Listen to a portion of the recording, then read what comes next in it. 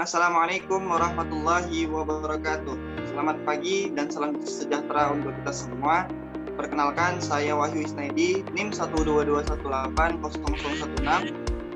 Saya Nathaniel Ramos Mangunsong, NIM 122180021.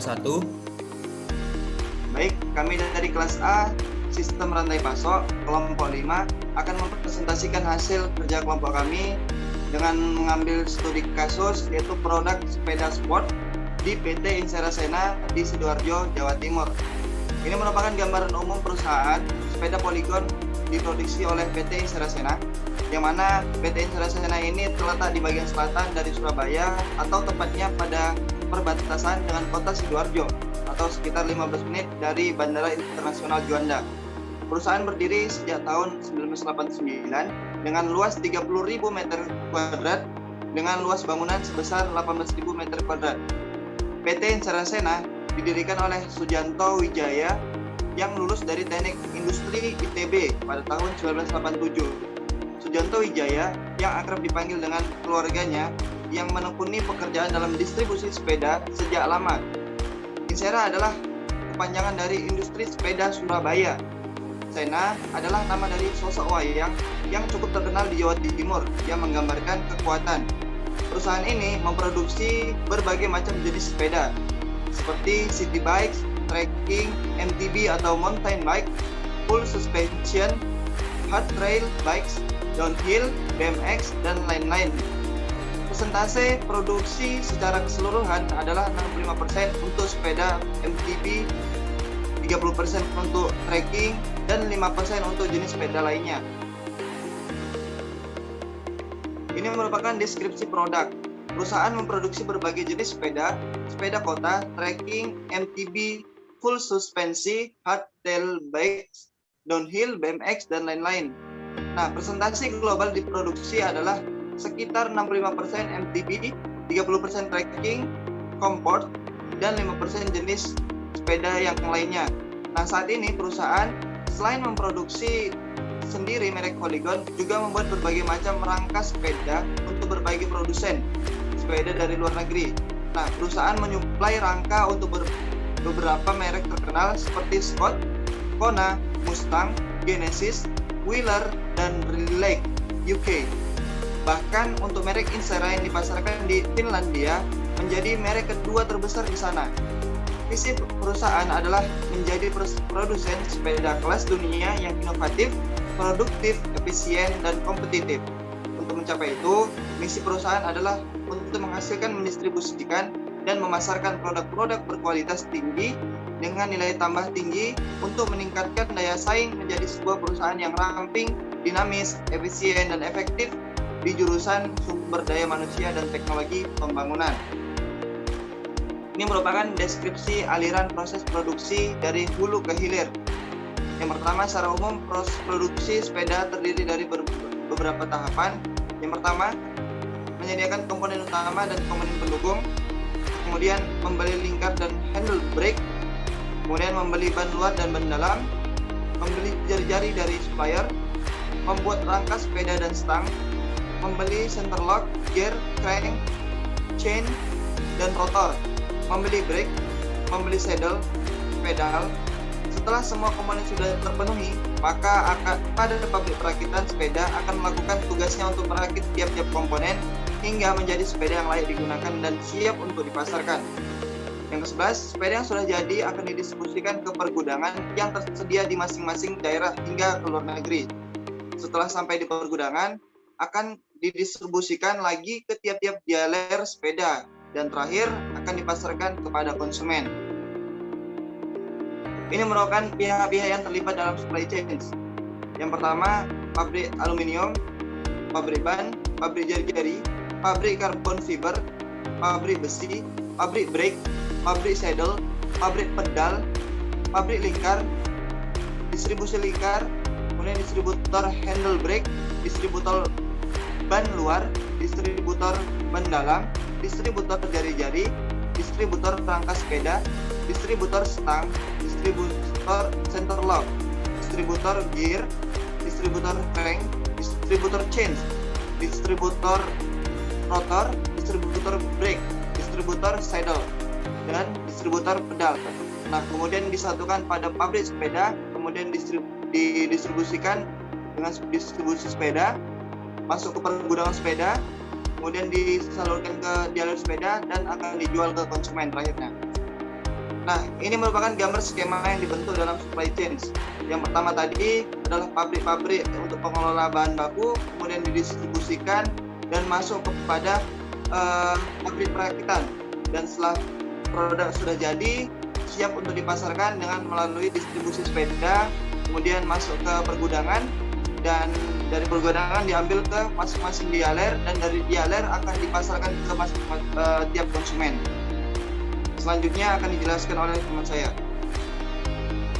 Baik, di sini ada gambar dan aliran fisik atau barang. Aliran fisik atau barang itu merupakan peristiwa memproduksi dan menjual hasil produk perusahaan dari bagian hulu menuju ke bagian hilir. Aliran barang meliputi proses pengiriman bahan baku dari supplier kepada pabrik pengolahan. Selanjutnya, setelah melalui proses produksi, barang akan dikirimkan kepada distributor, yang merupakan tadi distributor seperti dealer dan sebagainya, yang diteruskan dengan pengiriman barang kepada pengecer toko dan kemudian akan dinikmati oleh konsumen akhir. Nah, jadi pada aliran barang pada PT Insirasena ini diawali dari bahan-bahan mentah seperti besi polos dan sebagainya yang dapat dibuat menjadi sedel, lingkar, setang, dan badan sepeda.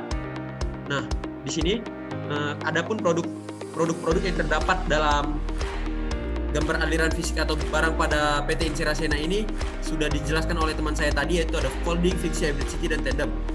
Dan terus, nah, produk yang sudah sampai ke distributor akan dipasarkan ke luar negeri dan dalam negeri dan akan dijual kepada konsumen atau pemakai akhir. Nah, untuk aliran gambar dan aliran fisik atau barang dapat kita lihat pada gambar berikut ini. Yang pertama itu adalah penghasil bahan mentah, seperti yang tadi sudah dijelaskan teman saya. Dan selanjutnya itu ada bahan baku, dan yang ketiga pengolahan produk jadi ataupun tempat pengolahannya seperti pabrik PT Insirasena, dan kemudian akan diberikan kepada distributor dan distributor akan memberikan kepada konsumen, melainkan konsumen akan membeli, seperti itu. Baik, selanjutnya. Nah, selanjutnya ada gambar dan aliran pembayaran uang. Gambar atau aliran pembayaran uang ini adalah alat untuk melakukan pembayaran ataupun dana yang berasal dari sumber untuk melakukan proses produksi ini, seperti itu. Nah, jadi untuk gambar dan aliran pembayaran uang ini bergerak dari hilir menuju hulu, di mana dapat kita lihat seperti pada gambar. Yang pertama itu ada konsumen. Konsumen melakukan pembayaran ataupun pembelian terhadap barang yang dia beli. Selanjutnya distributor akan melakukan menyetor hasil dari apa yang sudah dia dapat kepada pengolahan produk jadi, ataupun distributor membeli bahan-bahan ataupun produk yang sudah jadi tadi kepada pabrik. Nah, selanjutnya pabrik itu dalam proses produksinya membutuhkan bahan baku. Bahan baku itu didapatkan dari mana, dapat berasal dari bahan-bahan mentah ataupun daripada pengumpul-pengumpul yang sudah dijelaskan tadi, seperti itu. Selanjutnya itu ada gambar dan aliran informasi.